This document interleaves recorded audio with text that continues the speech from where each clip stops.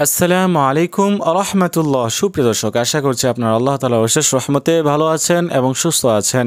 সুপ্রিয় দর্শক, আজকে আলোচনা করব খুবই গুরুত্বপূর্ণ একটি বিষয়, সেটি হচ্ছে শত্রু দমন করার জন্য খুবই গুরুত্বপূর্ণ, খুবই কার্যকরী একটি দোয়া। খুবই সহজ একটি দোয়া দিব, যে দোয়াটি পাঠ করলে আপনার শত্রু আপনার পায়ে ধরে মাফ চাইবে, আপনার কোনো ক্ষতি করতে পারবে না, আপনার কোনো শত্রু থাকবে না।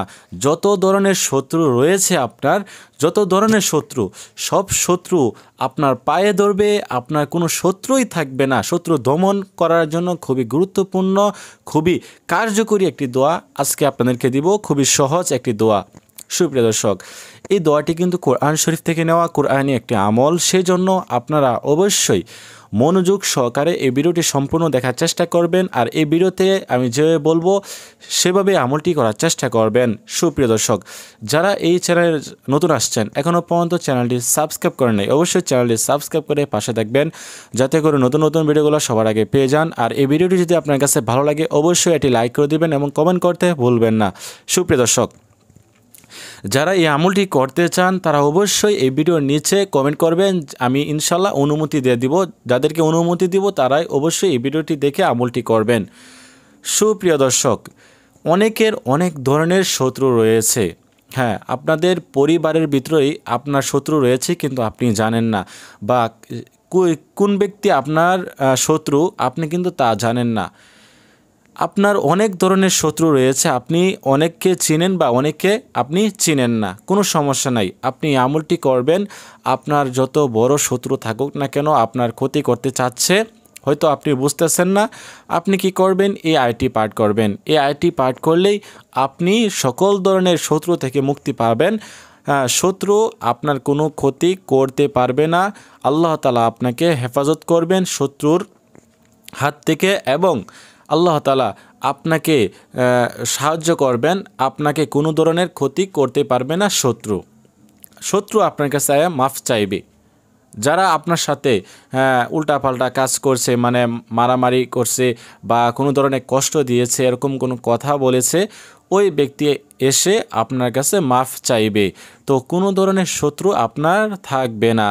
এরকম এই দোয়াটি পাঠ করলে, আমল করলে, আপনি যদি ভালোভাবে এই আমলটি করতে পারেন, তাহলে কোনো ধরনের শত্রু আপনার কোনো ক্ষতি করতে পারবে না, আপনার কোনো ক্ষতি করতে পারবে না। তো কথা হচ্ছে, আমাদের সবারই কিন্তু শত্রু রয়েছে, হয়তো আমরা জানি না। তো শত্রুকে দমন করার জন্য, শত্রুর হাত থেকে বাঁচার জন্য, শত্রুকে পরাজিত করার জন্য আমাদেরকে এই আমলটি করতে হবে। এই আমলটি আপনারা কখন করবেন, কিভাবে করবেন? এই আমলটি করার জন্য কোনো নির্দিষ্ট সময় নেই, আপনি যে কোনো সময় এই আমলটি করতে পারবেন। আমলটি করার আগে অবশ্যই আপনাকে 5 ওয়াক্ত নামাজ আদায় করতে হবে, তারপরে 3 বার ইস্তিগফার পাঠ করবেন। এক জায়গায় বসবেন যেখানে পবিত্র, এবং আপনি নিজেও পবিত্র হয়ে নেবেন। পবিত্র হয়ে পবিত্র স্থানে বসে প্রথমে 3 বার ইস্তিগফার পাঠ করবেন, যেরকম আস্তাগফিরুল্লাহ আস্তাগফিরুল্লাহ আস্তাগফিরুল্লাহ। এভাবে 3 বার ইস্তিগফার পাঠ করা শেষ হয়ে গেলে 3 বার দুরূদ শরীফ পাঠ করবেন, যেরকম আল্লাহুম্মা সাল্লি আলা মুহাম্মাদ ওয়া আলা আলি মুহাম্মাদ কামা সাল্লাইতা আলা ইব্রাহিম ওয়া আলা আলি ইব্রাহিম ইন্নাকা হামিদুম মাজিদ।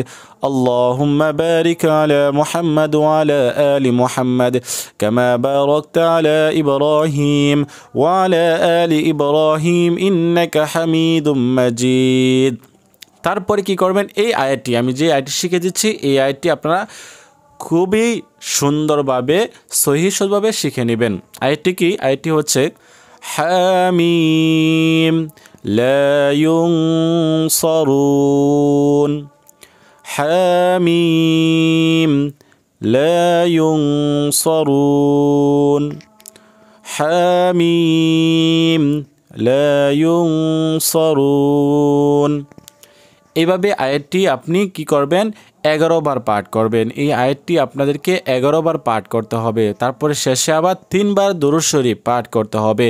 3 বার দুরূদ শরীফ পাঠ করা শেষ হয়ে গেলে আপনার আর কিছুই করতে হবে না।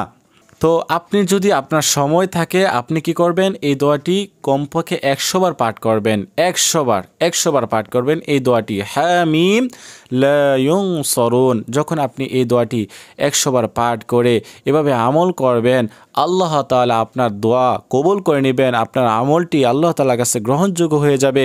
হ্যাঁ, যখন আপনি ধৈর্য সহকারে এই আমলটি করবেন নিয়ত করে, হ্যাঁ, একদিন না হয় বা 2 দিন না হয় আপনি এভাবে আমল করবেন, আপনার যত ধরনের শত্রু রয়েছে তারা আপনার কাছে মাফ চাইতে বাধ্য হবে। আপনার কোনো ধরনের শত্রু থাকবে না। যত বড় শত্রু থাকুক না কেন আপনার, হ্যাঁ, আপনি কি করবেন, এই আমলটি করতে পারেন। এই আমলটি করলে আপনার শত্রু দমন হবে, আপনি আল্লাহ তাআলা আপনাকে হেফাজত করবেন। তো আজকের মতো এই পর্যন্তই। সকলে ভালো থাকেন, সুস্থ থাকেন, সেই কামনায় বিদায় নিচ্ছি। আল্লাহ হাফেজ। আসসালামু আলাইকুম ওয়া রাহমাতুল্লাহ।